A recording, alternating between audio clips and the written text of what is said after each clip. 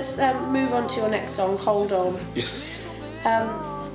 You, interestingly, in the blurb you've written in, that goes with the CD, you've said that you try not to impose your thoughts on your songs, which I find quite an interesting concept. Obviously, as a songwriter, tell me a bit more about it. Why? It's weird. There's a conscious decision that you can make as a songwriter when you get to a certain point, which is, do I mention gender? Do I mention a age, or anything like that? You could pin on something, or so that you can then make it, about he did this, or she was so beautiful, or or you can just make it as you are, or one is. And I always loved being able to use that for people, because I've always felt that it can go one of two ways. If you put too much of yourself in there, sometimes it can be really rejected by someone. And it's a bit full on, and people maybe can't identify with it. Or you can withdraw so much that there's absolutely nothing they can grasp a hold of, and it's completely... So then it doesn't mean anything to them, they can't relate to it. Exactly, It's so a fine line. it's a very fine line, and it's deciding whether you want to do it just because you can, or you want to do it for whatever reason. But Hold On was definitely one where, actually, as well, with the song and how the lyrics came about, I was really thinking of actually songwriting. Right, that's actually what the song is about. It's about finding that next song, and which really surprises people when I tell them that. And I actually only started telling it to people really recently, because I'd forgotten that's what it was about, and then I went back to, so I pen all my lyrics out longhand when I'm writing, and I went back to the source material and saw that I'd noted down in it, it's about songwriting. Which is very honest. There's not many people out there who would say. Yeah, it's odd, really. I don't, but I love it as a song. I always knew I wanted it to be very upbeat and quite in that pop vein, with just easy, good, punchy. So it sort of sits very well as number 3.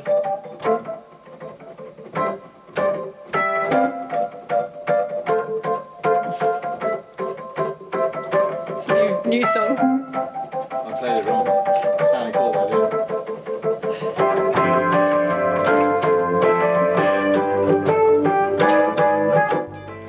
What are you doing, sir? Listen out for a thud.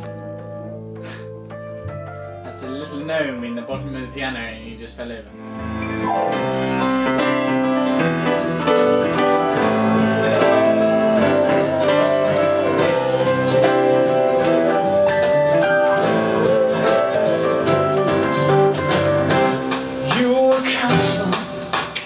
Yeah, that was better. Let's hear that. Yeah. Exactly right. Headphone here.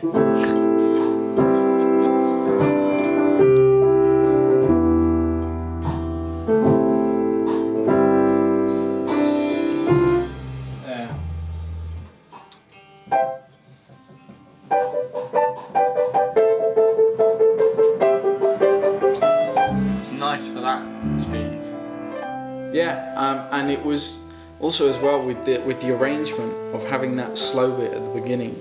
It never used to have that. It always used to start off with the fast piano riff. And a lot of the time when I'm writing as well, I do try and think, okay, I've got these chords, I know they work well together. Can I do it in a different style, or a style I haven't done before? So that was one way. So it was always challenging yourself. Yeah, wanting to do it. Well, I want to keep people interested. I want, I always try to write from a song what I would want from a song, or and that particularly with that piano part, that was why I just was like, I haven't done that yet. Well, why not? Let's give it a go. Let's give it a try. And then there was a point where I was going through a load of my songs and trying to slow them down so that they were more ballady and that I could then play them by myself or whatever and not have to go at it with full energy. And that was one of the first songs where I slowed it down and made it swung. made it really gentle, and I really loved it. And so I was like, well, why can't I put it at the beginning? Why can't I just make it as and then build up? Yeah, and just sort of have that as an introduction to the song, and the feeling is, you know, sort of set the tone, and then sort of go, and here's the tune. Yeah, exactly.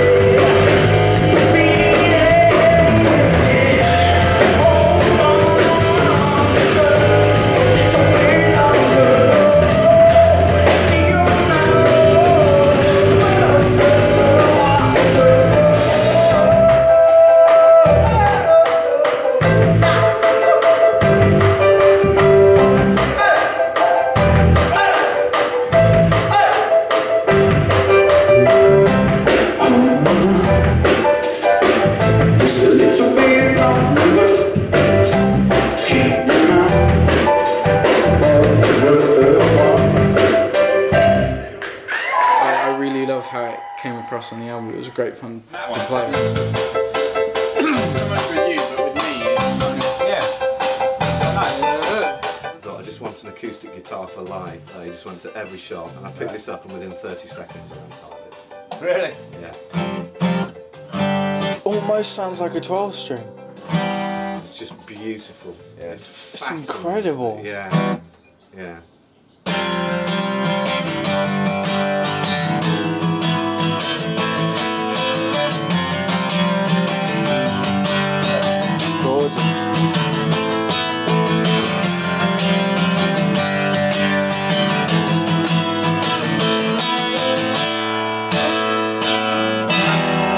Really does beautiful, sound like a 12-string, but like with the 6-string. It's a beauty. Oh, what one? Oh, I say so. It's the old. It's the old Jigga Me What's It. Don't worry, I've only got your hands in it, so none of that mysterious face. Yeah, exactly. Mysterious name. Woo! Okay, sir. Working their magic. Okay. I'm at the very top of the song. Nothing more, nothing less. Splendid.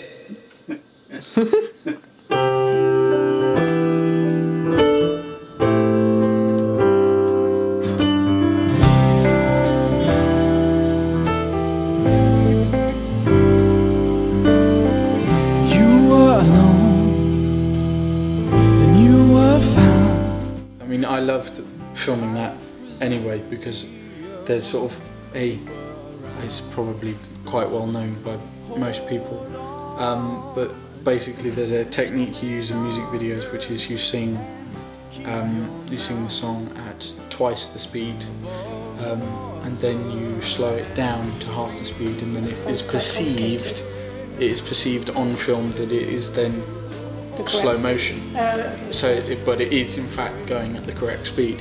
So I was thinking, well, what happens if I do it the opposite way? What happens if I sing the song at half the speed and then speed it up to twice the speed? Is that quite difficult to do?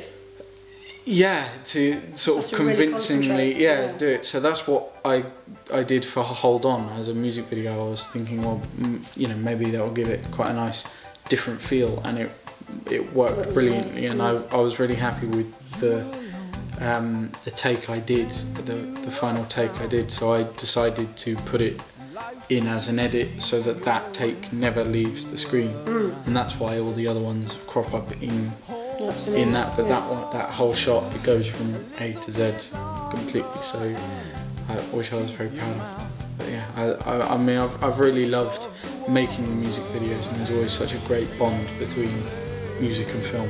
I think that, yeah, you can tell they're obviously very important to you. And Yeah, it's a good way of portraying a little bit more about you. Yeah, rather than just listening to a song. Yeah, because I do want to eventually one day write music for film schools and stuff. There's loads of inspirational film composers, obviously, you know, the big ones like John Williams and Howard Shore, and but then there's like my personal favourites like John Powell and John Ottman and Alan Silvestri as well. They're real good masters of their craft. Masters of their craft. Yeah. I really love them. Yeah.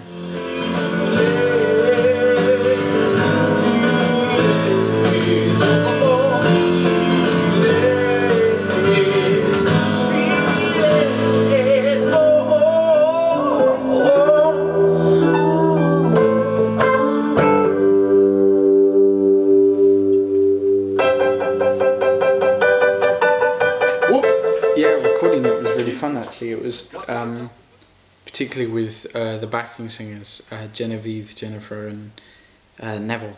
They were phenomenal in every song they did, but with this song in particular, it was the one song where we actually got, I asked if it would be alright if someone went in and recorded them while they sang. Because I was obviously in the control room, otherwise I would have done it myself, but I needed to go through where I wanted them to do it and how and that kind of thing. But it was magical to witness them being, well, for starters, just to have these people. There's a certain kind of language that musicians get when they've worked together for a long time. It's almost like you can unspokenly go, oh yes, I'm going to do that, and you're going to do that. Intuitively all work together. Yeah, you really sort of, and to have with the brass and the backing singers, because obviously we'd done all of the groundwork prior to all of it, so they were singing to my voice and all of the instruments. Them to be sitting there on the chair, and then they just sort of start and just sort of singing it together. Just works so well together. And their knowledge of what harmonies work was superb. And the brass guys were the same. I mean, they're not in this song, but they were exactly this. They had that. I mean, even more, I think, as well. They had that real unspoken. It was for them. I think for a lot of it, it was mostly looks and nods and winks and stuff. And again, does that go back to the whole finding it amazing having these people singing your music and then picking it up so intuitively and making it work almost without you? It was, I all I had to do was oversee it. I barely had to. I mean, no direction. Yeah, they asked for direction. I said, I trust you, go with it, go with your instinct and your gut, and if there's anything else I want, I'll let you know, but I'm pretty confident. And so they'll just do it, and they did. It was superb, supremely superb.